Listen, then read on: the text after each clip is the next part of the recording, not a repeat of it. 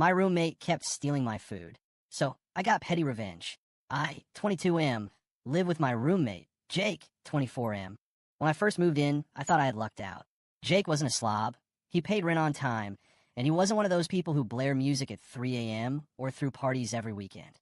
On the surface, he was a good roommate. But then there was the food problem. From the very beginning, Jake had this habit of treating the fridge like it was communal property.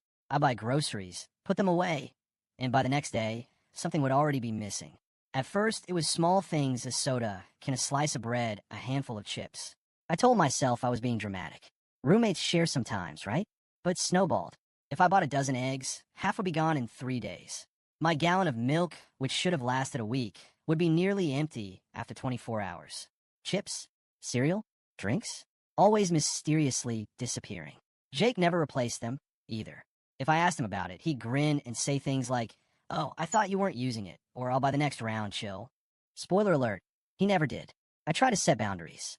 I label my food. I literally wrote my name on containers. I even bought a mini fridge for my room at one point, but Jake still somehow managed to forget and grab stuff from it if I left it unlocked. It wasn't just annoying. It felt like he didn't respect me or my effort. The breaking point came with the lasagna. I had spent hours on this thing. I'm not exaggerating. I boiled pasta, simmered sauce from scratch, layered ricotta, mozzarella, and ground beef until it looked like something out of a cookbook. My plan was simple: eat a slice that night, then save the rest for easy meals throughout the week. I even put it in a big glass container, labeled it with my name in huge, sharp letters, and placed it neatly on the fridge shelf. The next evening, I opened the fridge. Gone. The entire lasagna. Not even a corner piece left. Just the empty container shoved haphazardly on the bottom shelf, like a crime scene. That's when I snapped. I stormed into the living room holding the empty container and demanded, "Jake, where the hell is my lasagna?" He didn't even look guilty. He just shrugged and said, "Relax, dude. You weren't going to eat all that anyway." It wasn't just the food. It was the utter disrespect. He didn't see me as a roommate to share space with. He saw me as a built-in meal plan. That night, as I sat fuming in my room, I decided if Jake couldn't respect boundaries, then maybe he needed to learn boundaries the hard way. So I came up with a plan. The next day, I went grocery shopping. But this wasn't a normal trip. No, this was strategic warfare. I bought the nastiest combination of foods I could think of. Freezer-burned microwave meals from the clearance bin. Sardines and mustard sauce. Overly spicy ghost pepper pickles that smelled like acid. Cheap, rubbery hot dogs that looked suspiciously gray. And some discount ground beef that probably should have been thrown out a week ago. When I got home, I cooked everything together in one giant pot. The smell was atrocious. It was like someone had lit a dumpster on fire and then poured vinegar on top. The stew came out thick, lumpy, and brownish gray. Even I gagged just stirring it. This was no dinner. This was bait. I put the concoction into a large plastic container and set it right in the middle of the fridge. No labels, no warnings. Just there, waiting like a trap. The trap is sprung. I didn't have to wait long. 2 days later, I came home from class, opened the fridge, and saw the container half empty. I almost burst out laughing on the spot. Not long after, I got a text from Jake. "Bro, what the hell was that stew?" I swear I almost died. I could barely contain myself. I pictured him sitting there, smugly helping himself to my food again, only to realize halfway through that he'd made the worst mistake of his life. I thought that would be the end of it. A little stomachache, a little embarrassment, and he'd finally learn his lesson. But oh no, the universe had other plans.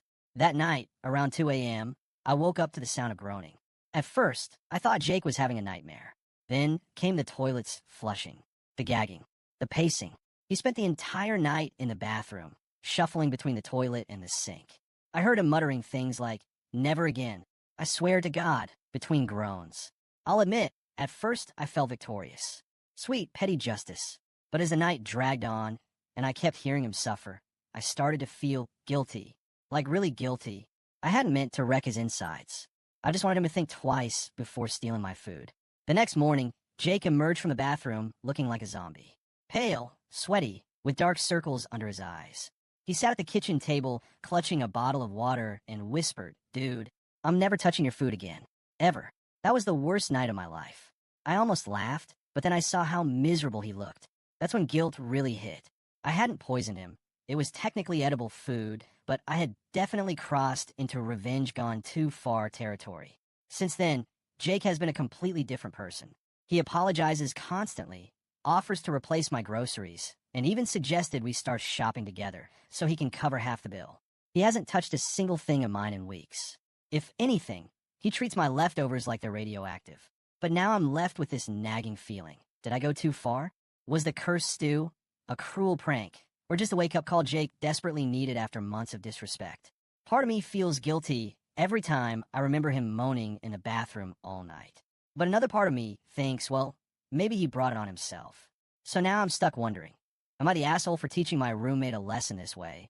Or was this just petty justice served hot and rancid?